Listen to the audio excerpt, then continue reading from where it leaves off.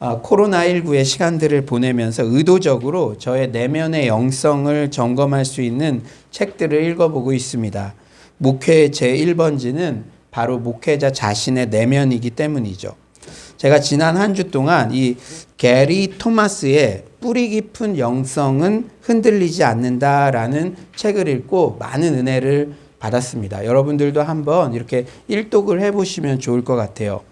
이 책은 기독교 고전들에서 끌어올린 48개의 영성의 진수들을 소개합니다.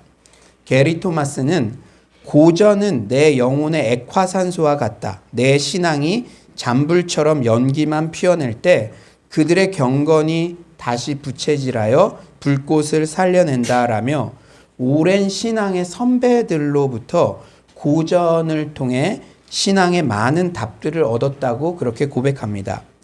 저는 이 책을 읽으면서 특히 순종에 대한 많은 깨달음이 있었어요. 게리 토마스는 절대적 순종이라는 아티클에서 이렇게 전합니다. 내가 서서히 배우고 있는 것이 있다. 참된 신앙의 진짜 시험은 얼마나 성공했느냐가 아니라 얼마나 순복하느냐에 달려있다. 우리는 날마다 죽도록 부름받았다. 신앙이란 하나님을 내 뜻대로 행하시게 하는 게 아니라 우리가 자아되어 죽어 하나님의 뜻을 수용하는 것이다. 이것이 고전에 나오는 참된 영성의 표지다. 오늘 본문에는 참된 순종의 사람 빌립이 소개됩니다. 지금 어떤 상황입니까? 우리 25에서 26절 한번 다 같이 읽어볼까요? 25에서 26절입니다. 시작. 두 사도가 주의 말씀을 증언하여 말한 후 예루살렘으로 돌아갈새 사마리아인의 여러 마을에서 복음을 전하니라. 주의 사자가 빌립에게 말하여 이르되 일어나서 남쪽으로 향하여 예루살렘에서 가사로 내려가는 길까지 가라 하니 그 길은 광야라. 성령님께서 사마리아에서 사역을 잘하고 있는 빌립에게 사역지를 옮기라고 지금 말씀하고 있어요. 과연 이 말씀을 빌립이 순종하기 쉬웠을까요? 어려웠을까요? 여러분들도 말씀을 계속 듣는데 하나님께서 반복적으로 내게 순종하기를 원하시는 그런 말씀들이 있는데 빌립에게도 야, 지금 사마리아에서 사역 잘하고 있는데 사역지 옮겨라. 이렇게. 이 말씀 순종하기 쉬웠을까요? 어려웠을까요? 몇 가지 정황상 참 쉽지 않은 명령입니다. 주의 사자가 사마리아의 빌립을 지중해의 항구 도시인 가사로 내려가는 길로 가라고 명령하는데요. 그런데 주목할 표현이 있어요. 그 길은 광야라. 어디라고요? 광야. 가야 되는 길이 광야래요. 광야가 어떤 곳입니까? 황량한 곳, 사람 만나기 어려운 곳. 예루살렘 북부 지역은 사람들이 밀집해서 살고 있는 지역이에요. 반면 남쪽은 시나이 반도로 이어지는 거칠은 광야 지역입니다. 빌립은 전도 사역을 감당해야 했어요. 그런데 그 전도 사역을 감당해야 하는 빌립에게 여행객도 별로 없고 사람 만나기도 힘든 광야길로 가라는 명령은 황당해 보입니다.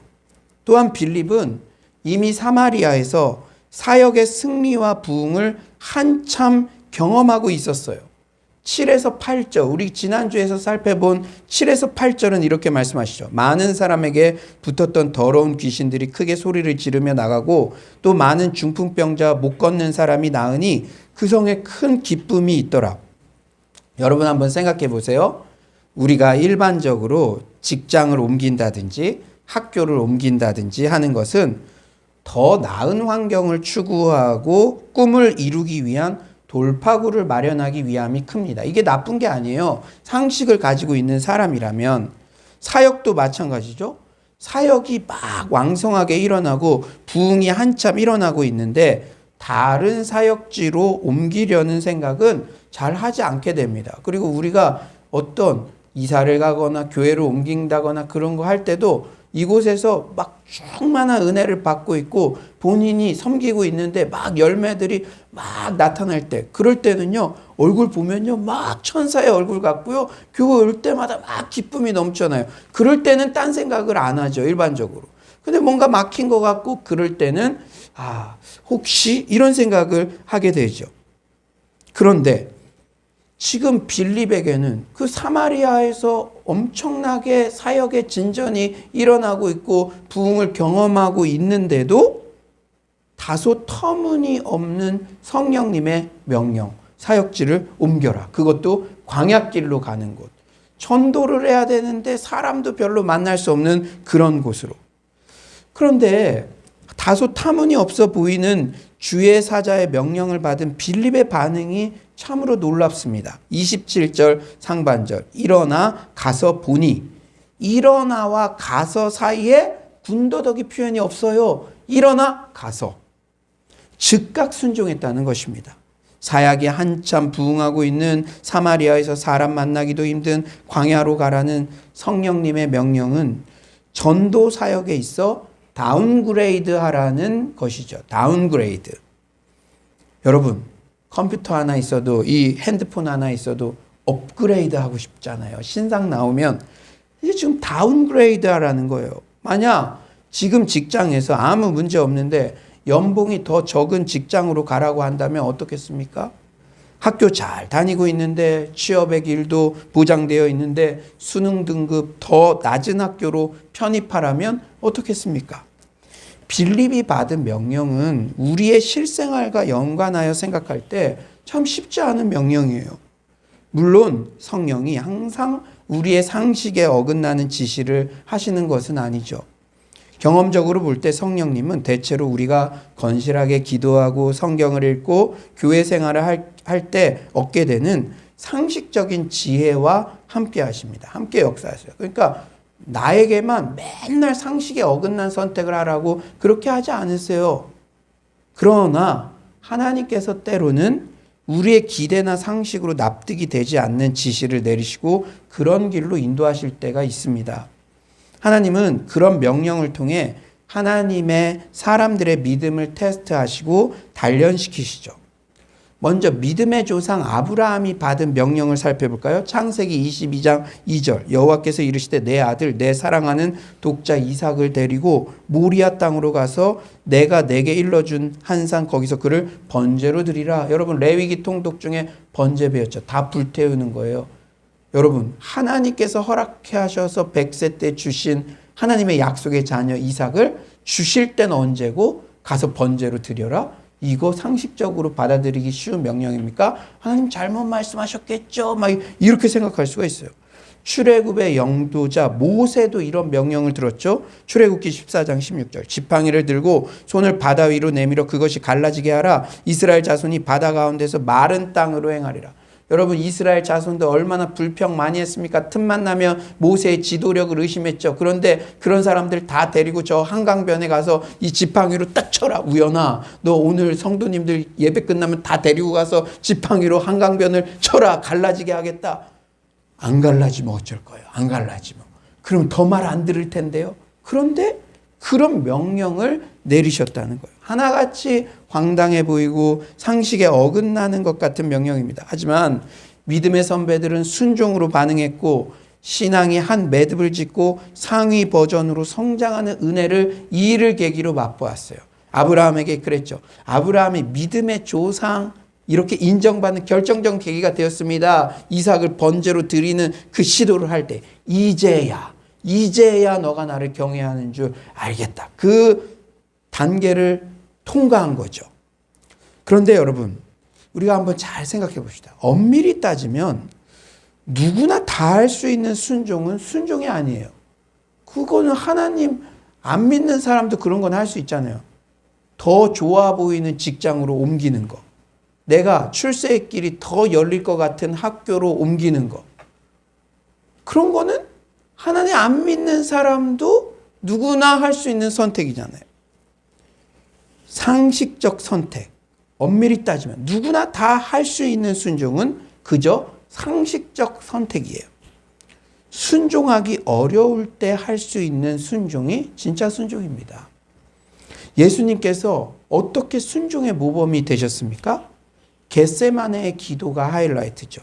누가복음 22장 42절. 이르시되 아버지여 만일 아버지의 뜻이거든 이 잔을 내게서 옮기시옵소서.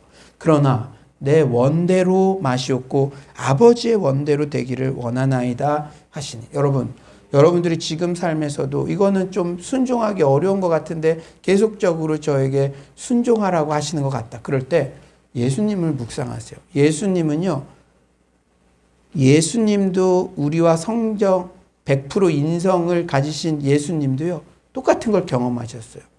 내가 다 안다. 너가 얼마나 힘든지 안다. 예수님도요, 땀방울이 핏방울 되듯이 고민하셨다는 거죠. 내 원대로 마옵시고. 원이 있었다는 것이잖아요. 이 잔을 내게서 옮겨주시옵소서. 그러나 아버지의 뜻대로 되기를 원합니다. 우리가 순종하기 어려워 보이는 명령이 있을 때도 예수님을 바라봐야 될 줄 믿습니다. 그렇다면 오늘 본문 순종의 사람 빌립을 통해 우리는 순종에 대해 어떤 교훈을 얻을 수 있을까요? 첫째로는 과거의 순종 승리의 경험이 또 다른 순종으로 이끈다는 교훈이에요. 과거의 어떤 승리 경험이요? 순종. 여러분 코로나19로 여러분 의기소침해지고 신앙이 자꾸 낙담될 것 같을 때 과거의 순종 승리의 경험을 자꾸 되뇌어야 됩니다. 아멘이십니까? 여러분 모두 그런 훌륭한 승리의 경험이 있는 분들이잖아요. 우리는 오늘 빌립의 순종을 보며 와 어떻게 저렇게 순종할 수 있지? 나는 어떻게든 업그레이드 하려고 매사에 주판을 튕기는데 스스로 다운그레이드하여 낮은 곳, 험한 곳으로 즉각적으로 순종할 수 있지? 마치 빌립은 나와는 성정이 다른 것처럼 특별한 사람들만 이런 순종을 할 수 있는 것처럼 생각할 수 있습니다. 하지만 빌립이 이렇게 힘들지만 즉각적 순종을 할 수 있는 이유는 과거 그가 순종 승리의 경험이 있었기 때문입니다. 우리 지난주, 지지난주 계속해서 말씀드렸죠. 그는 이미 스데반의 순교로 인한 핍박으로 예루살렘에서 흩어져 어느 땅에 갔죠? 사마리아 땅에 가서 훌륭히 전도 사역을 감당한 순종 승리의 경험. 여러분 사마리아 땅이 어떤 땅입니까? 유대인들이 불결하다고 느끼는 장소, 일부러 여행할 때도 돌아가는 그런 장소였습니다. 여러분 사역자로 말하면요, 저 농어촌에 그냥 한 명 있는 곳, 그런 곳 가라.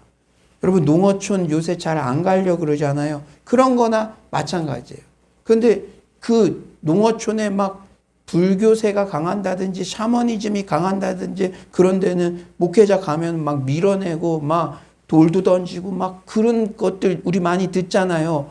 사마리아 땅이 유대인들이 보기에는 그런 땅이었죠. 그러나 여러분 빌립은 그때 순종했어요. 여러분 사마리아 땅으로 인도하심을 받을 때 빌립에게 주춤하는 마음이 없었겠습니까? 크리스천을 잡아 죽이는 이슬람권에 파송되는 선교사님들의 심정은 어떻겠습니까? 하지만 빌립은 복음의 적대적인 사마리아 땅에 순종하는 마음으로 갔고 그것에서 사역의 승리, 순종의 승리를 경험했습니다. 그러니까 광야길로 가라고 해도 갈 수 있는 거예요. 제가 다음 세대 청년들에게 늘 권고하는 말이 전도서를 빨리 떼야 한다는 그러한 권고예요. 하나님 외에 모든 돈, 이성, 권력, 성취가 궁극적으로 헛됨을 빨리 깨달아야 방황하지 않고 바른 방향으로 나아갈 수 있기 때문이죠. 오늘 설교를 통해 한 가지 더 첨언하는 것은 순종 승리 경험을 빨리 통과해야 한다는 것입니다. 내 상식과 경험으로는 이해할 수 없어도 주님 뜻대로 다운그레이드하는 결정을 했는데 결국은 합력해서 선을 이루시는 하나님을 체험해 보아야 합니다. 이 코로나19 때도 그것 체험하면 여러분 코로나19 낭비한 게 아니에요. 그것 체험해 보셔야 돼요. 삼성 전 임원 전옥표 씨는 이기는 습관이라는 책을 통해 이기는 것도 습관이다. 이겨본 사람이 또 이길 수 있다는 논지를 전개합니다. 마찬가지로 순종해서 승리를 해본 성도가 또 다른 순종을 할 수 있고 다음번 순종 때는 점점 더 실행하기가 쉬워집니다. 그게 결국 성화요 신앙의 성장이라는 거예요. 유기성 목사님께서 설교 중 배를 끌고 산을 넘는다의 저자 필리핀 홍성욱 선교사님에 대한 간증을 하시는데 제가 큰 은혜가 되더라고요. 홍성욱 선교사님은 젊은 시절 복지관에서 원목으로 근무하셨대요. 그런데 그 복지관이 주로 연세가 많은 노인분들을 수발하는 곳이라서 늘 하는 일이 하루 걸러 하루 장례하는 일이었대요. 그래서 유기성 목사님께서 우리 젊은 목사님이 이제 장례만 하는 게 아니라 결혼 예식 인도하는 그런 날이 오기를 바랍니다. 그렇게 축복해 주곤 했대요. 유기성 목사님, 늘 그 목사님을 생각할 때마다 복지관에서 젊은 목사님이 장례만 치르는 것이 참 안타깝다는 생각이 들었대요. 그런데 이분에게 복지관에서의 사역이 끝나고 미국 유학길에 오를 기회가 열렸습니다. 그런데 미국에 가기 전 필리핀 비전 트립 여행을 갔는데 그곳의 빈민촌에서 상상하기 어려운 가난 가운데 사는 사람들을 보게 되었어요. 그때 주님이 마치 홍 목사님께 너 미국 가겠니? 아니면 여기로 오겠니? 라고 물으시는 것 같았대요. 저는 여기는 안 오겠습니다. 지금까지도 장례만 치렀는데 여기는 안 오겠습니다 라는 말을 하고 싶었지만 그 말을 꺼내지 못하고 끙끙 앓다가 그 비전 트립이 끝나는 날 필리핀 빈민촌으로 가겠습니다 라는 결단을 올려드렸대요. 그래서 이제 이후에 필리핀 빈민촌 교회를 개척했는데 필리핀 성도들이 그저 구호 물품만 받으러 와서 참된 믿음이 심겨지지 않더래요. 처음에 이렇게 개척을 해서 사람들 기존에 하던 방법대로 했는데 그래서 목사님이 하루는 기도하면서 이런 결단을 내렸습니다. 이제 교회에서 아무것도 주지 않겠으니 정말 예수 믿을 사람만 오십시오. 그리고 정직한 11조를 드려야 한다고 권고했대요. 왜냐? 돈 때문에 혜택 때문에 교회에 오는 게 아니라는 신앙의 고백으로서 믿음의 고백으로서 액수에 상관없이 빈민촌에서 돈을 벌어봤자 얼마나 벌겠습니까? 그러나 정직한 11조를 드려야 된다. 너희들이 신앙의 고백을 확실히 하라는 믿음의 도전이었죠. 그랬더니요. 그렇게 광고를 하니까 다들 침을 뱉고 가버렸답니다. 교회에 아무도 남지 않았대요. 제가 만약에 그런 광고를 했는데 여러분들이 다 침을 뱉고 다음 주에 아무도 안 온다면 이 선교사님의 마음이 어떻겠어요? 그렇게 하루하루 기도하면서 보내고 있는데 그러던 어느 날 마을에 장례가 났는데 카톨릭 신부를 불러다가 장례를 치르려니까 돈을 내야만 했대요. 돈을. 워낙 가난한 동네라서 그렇게 할 수 없던 유족이 다급해서 교회로 선교사님을 찾아왔답니다. 혹시 장례를 치러줄 수 있으십니까? 여러분, 이 선교사님이 장례 전문 선교사님이잖아요. 젊었을 때 장례만 치르던 그런 경험이 있으니까 아주 자신 있게 제가 마땅히 장례를 치러드려야죠. 그런데 그 카톨릭 신부들은 돈을 막 받아갔는데 무료로 그냥 정말 제가 해야 될 일이니까 그래서 정성스럽게 장례식을 치러드렸대요. 그 동네의 소문이 쫙 퍼졌습니다. 이제 장례 날 일만 있으면 이 교회에 한국에서도 장례를 많이 치렀는데 그러면서 주민들이 그때부터 교회에 나오기 시작해서 급기야 그 빈민촌의 개척교회는 300여 명에 이르는 성도들이 모이는 곳이 되었고 병원과 학교도 그 후에 세울 수 있었습니다. 저는 이 간증을 들으면서 젊은 목사님이 복지관으로 갔던 순종 승리의 경험이 있기에 필리핀 빈민촌으로 갈 수 있는 또 다른 순종의 선택을 할 수 있었겠다라는 그런 마음이 들었습니다. 쉽지 않거든요. 여러분 앞길이 창창한 젊은 사람이 빈민촌 가는 것도 어렵고 복지관에 가서 그 노인들과만 함께하는 게 이게 쉽습니까? 그런데 그 과정을 겪었기에 빈민촌으로도 갈 수 있었던 것이죠. 또한 복지관에서 젊은 목사님이 계속 장례만 치르면서 지냈던 시간은 하나님이 답답하게 방치해 두신 시간이 절대 아니었음을 확신합니다. 하나님은 우리를 어떤 형편에서든지 이렇게 정확하게 인도하고 계시는 줄 믿습니다. 제가 서울로 교회 올 때도 깜짝 놀랐어요. 왜냐? 제가 중국 선교 평신도 선교사 갈 때도요. 사립학교의 공간을 빌려서 예배드렸습니다. 그리고 기숙학교였어요. 이곳에 와서 미션홈 사역을 하고 또 이곳에서 함께 이 학교 공간에서 예배드리고 다 하나님께서 제가 나중에 기회 되면 전 진짜 똑같은 일들, 그 신기한 일들을 다 한번 말씀드려 볼게요. 하나님께서는 이렇게 과거 순종의 경험을 통해서 현재 순종을 하게 하시고 또 우리가 생각했을 땐 이게 그냥 잊혀지는 시간, 소용없는 시간 같을지라도 하나님께서 반드시 그 시간을 사용하실 줄 믿습니다. 이 코로나19의 기간도 잊혀진 기간이 아니에요. 낭비된 기간이 아니라 이 기간 동안에 우리가 함께 했던 모든 것들 나중에 그래서 그랬구나 해석되는 날이 올 줄 믿습니다. 두 번째로는요. 하나님의 선하심과 주권적 섭리를 수용해야만 진정한 순종이 가능합니다. 두 개를 수용해야 되는데요. 뭐냐? 선하심과 섭리. 성경은 하나님의 선하심에 대해 말씀하시죠. 시편 100편 5절 여호와는 선하시니 그의 인자하심이 영원하시도다. 토마스 아 캠피스는 하나님의 선하심에 대해 이렇게 고백해요.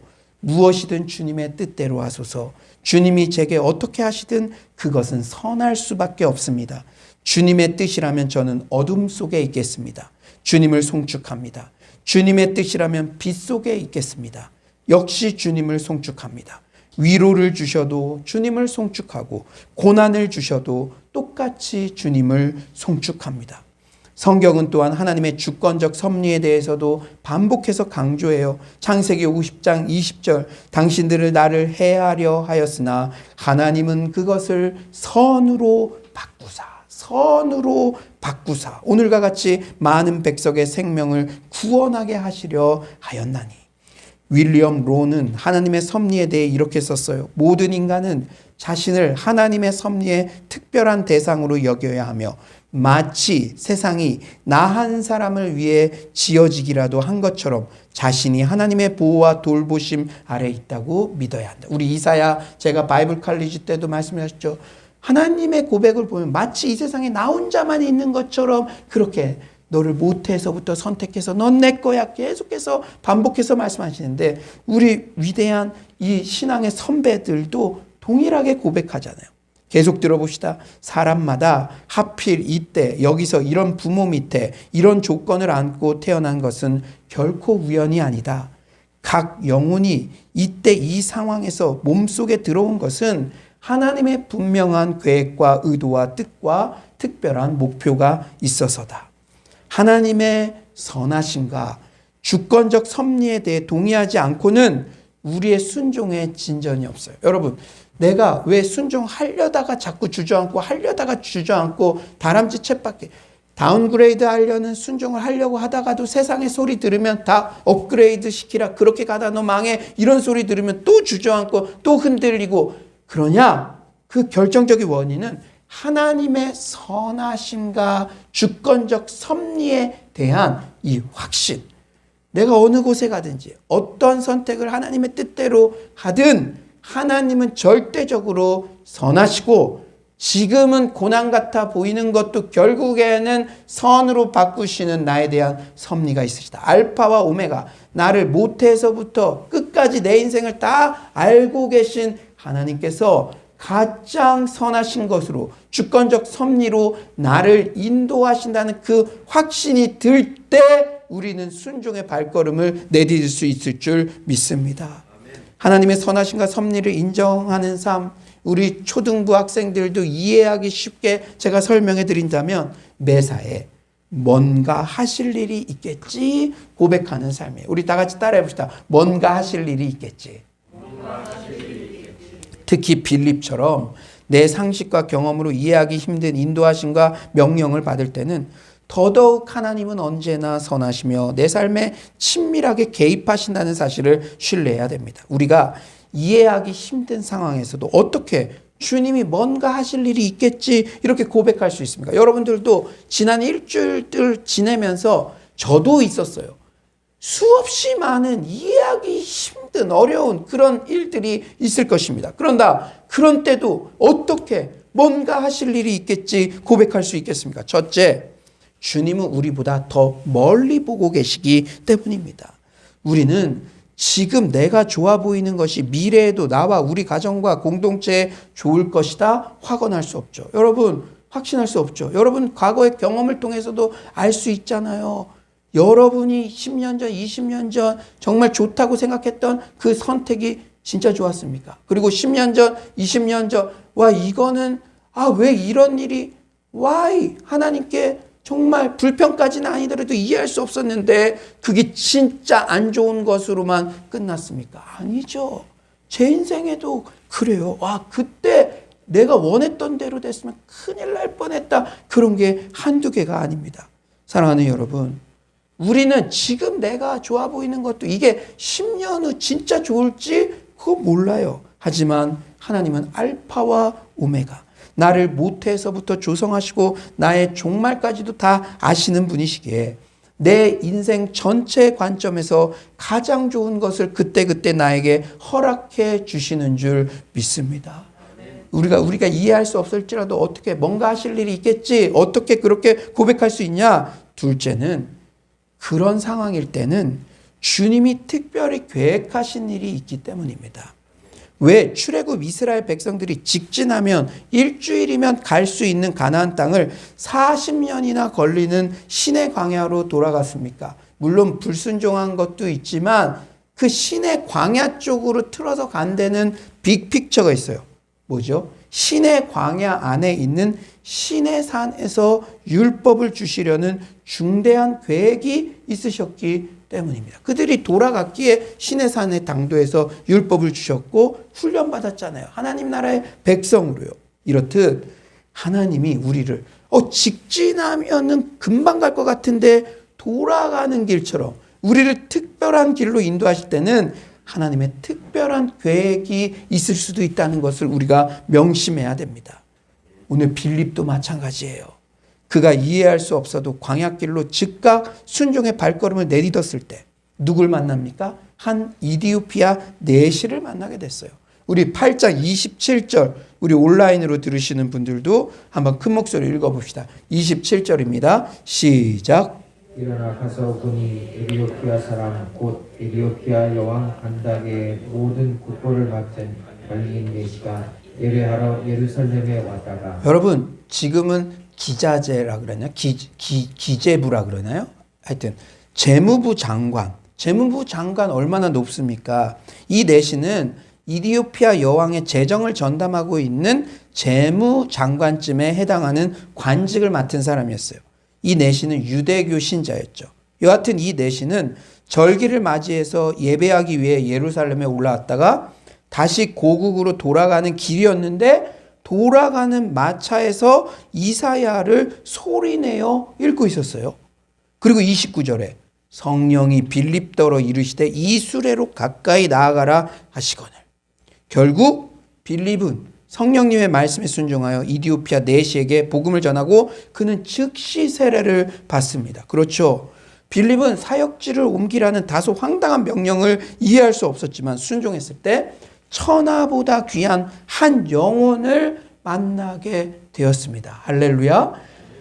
제가 계속 기도하는 게 있어요. 우리 러브키트 사역을 하는데 이제 한 80가정 정도의 2개의 마트에서 배달을 할 거예요. 그리고 그 중에 우리가 비대면 시대니까 다 가지 못하니까 오늘 3시에 3가정은 우리가 갑니다. 그런데 제가 그 명단을 계속 기도하고 있어요. 하나님, 에디오피아 내시 같은 준비된 영혼을 반드시 만나게 해주실 줄 믿습니다. 여러분, 우리가 알 수 없어요. 왜 지금 이런 걸 할까? 왜 주의 종에게 그런 감동을 주셔서 왜 우리도 힘든 분들이 많은데 이런 일을 할까? 우리는 알 수 없지만 순종할 때 하나님께서 반드시 준비된 영혼을 만나게 하실 줄 믿습니다. 제가 기도하는 것은 제가 평화의 사람을 만나게 해달라고 우리 삼겹줄 무브먼트처럼 그렇게 기도했어요.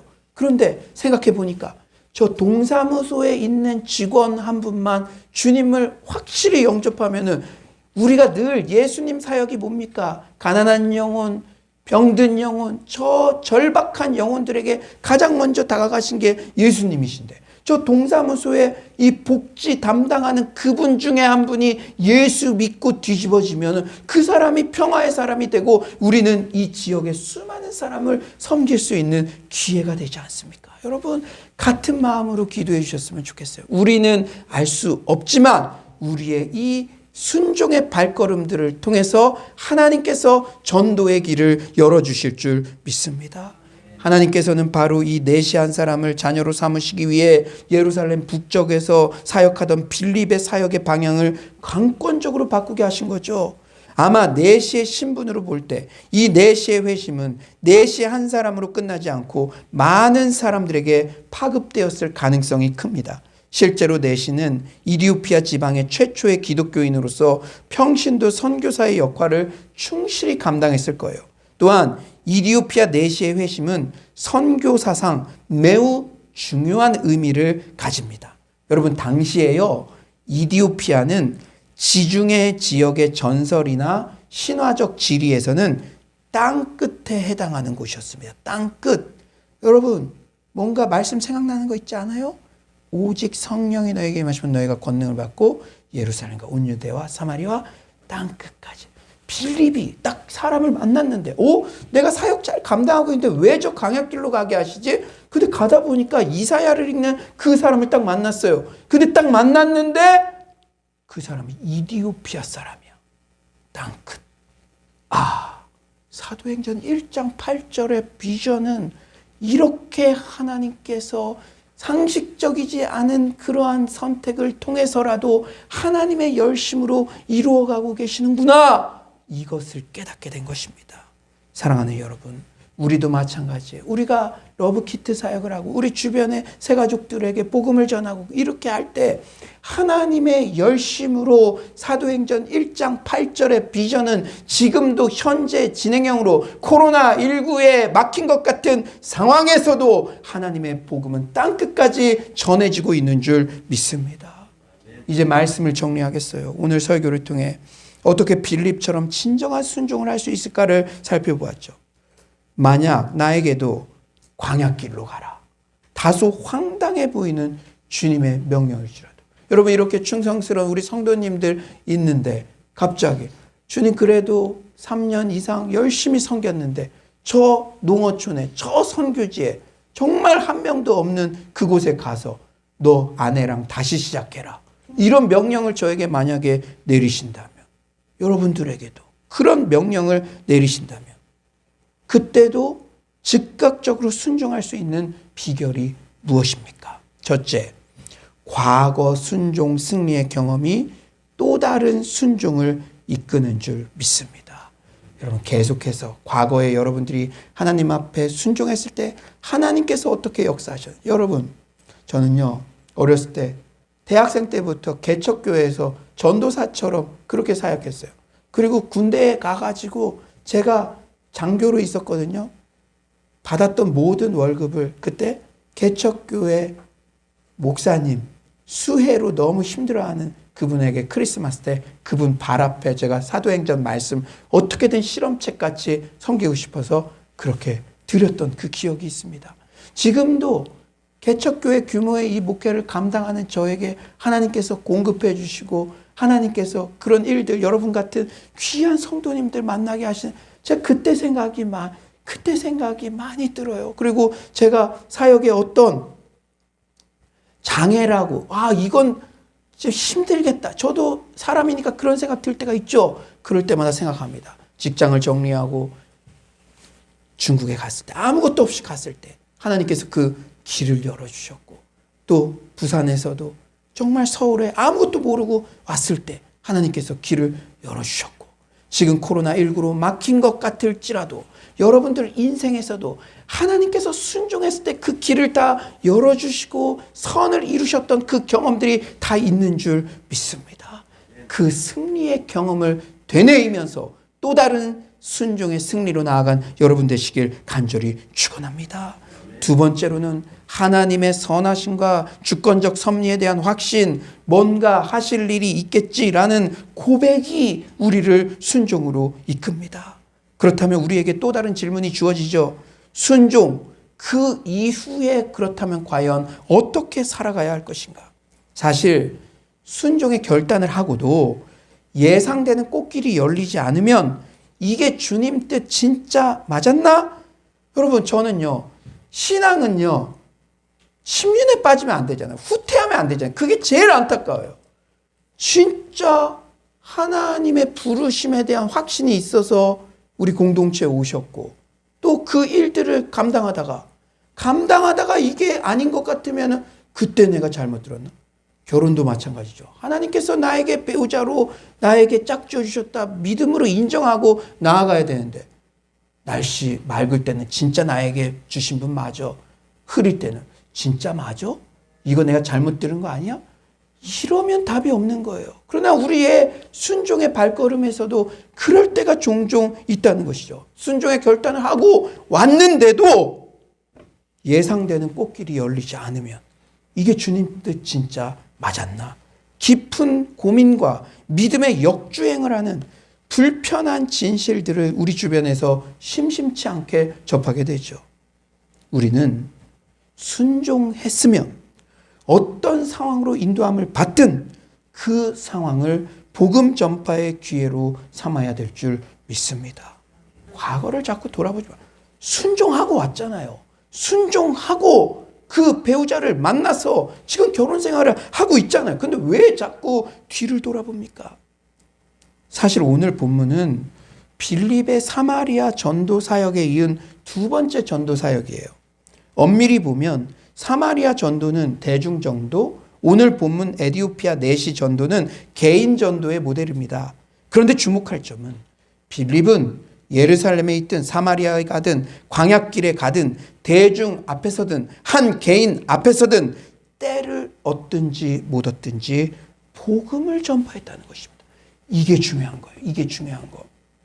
사마리아 도시에서 수백 명의 사람에게 설교하다가 사역지로 옮겨서 광야에서 한 사람 만나 말씀을 풀어주더라도 왜 이리 사람이 없지? 내가 잘 순종한 거 맞나? 환경을 탓하거나 의기소침하거나 뒤돌아보지 않고 그저 자신이 있는 환경에서 어떻게든 복음을 전파하기에 힘썼습니다. 왜 그렇죠? 어떻게든 복음이 땅끝까지 전파되기를 원하시는 사랑하는 주님의 마음을 알았기 때문입니다. 맞습니다. 하나님의 가치 체계에서는 도시에서 수백 명의 사람들에게 설교하든 광야에서 한 사람에게 설교하든 그런 것은 중요하지 않아요. 오직 부르심에 신실하여 그 자리에서 성실하게 복음의 씨앗을 뿌리는 것이 중요합니다. 빌립의 신실한 복음 전파 사역의 결과를 케네스 갱글은 사도행전 주석에서 이렇게 밝혀요. 여러분 한번 잘 들어보세요.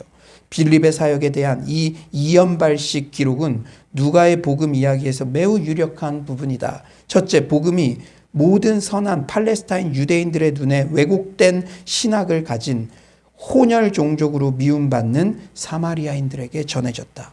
그리고 이제 외국 땅에서 온 이방인 세속 관리가 그와 함께 예수님을 본국으로 가져갈 것이다. 예수 그리스도의 교회는 거의 2000년 전에 선교사들을 아프리카로 보내기 시작했다. 그 최초는 아프리카인의 정부의 고위 관리로 혹 신체적 제한을 가졌을 가능성이 있는 사람이었다. 여러분, 이런 거 다 알고 빌립이 순종해서 갔을까요? 아니에요.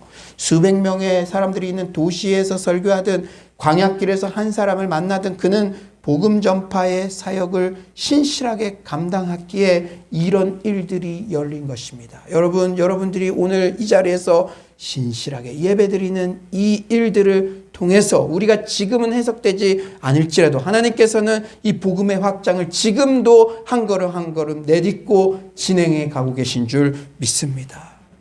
내가 있는 그곳에서 복음을 전파하고 살고 있는지. 여러분, 지난 1년 동안 복음을 안 믿는 불신자에게 몇 명에게나 복음을 전해보셨나요?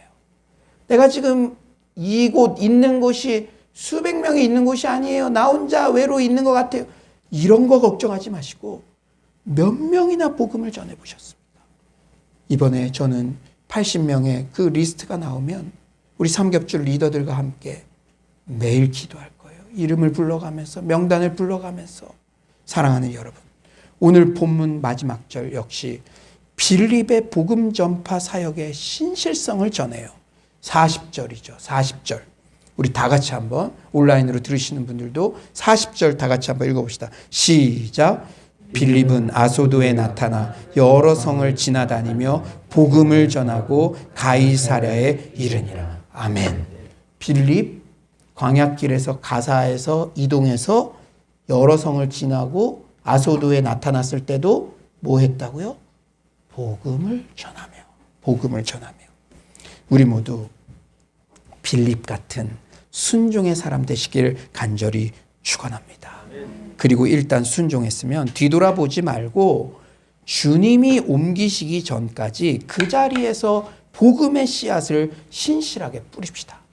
이 자리에서 복음 전파한 경험도 없는데 왜 자꾸 다른 곳을 기웃거립니까?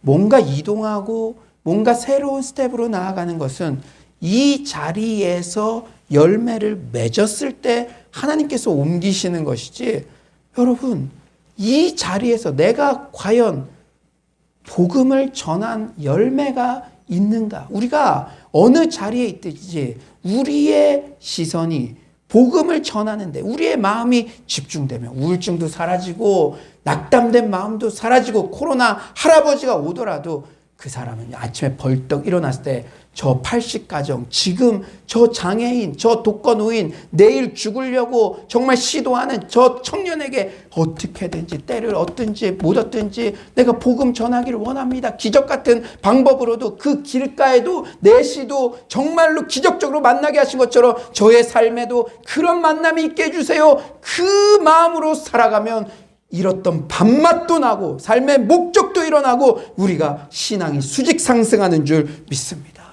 어느 자리에 있든지 복음을 전하는 거, 그것만 한번 생각하고 살아보세요. 설명할 수 없는 기쁨과 회복이 여러분의 마음 가운데 일어날 줄 믿습니다. 지금 내가 있는 이 자리에서 끝까지 신실하게 울더라도 씨를 뿌립시다. 어느 곳에서든지 세계 복음화를 향한 하나님의 마음을 시원케 해드리는 그런 복음의 일꾼 모두 되시기를 간절히 축원합니다.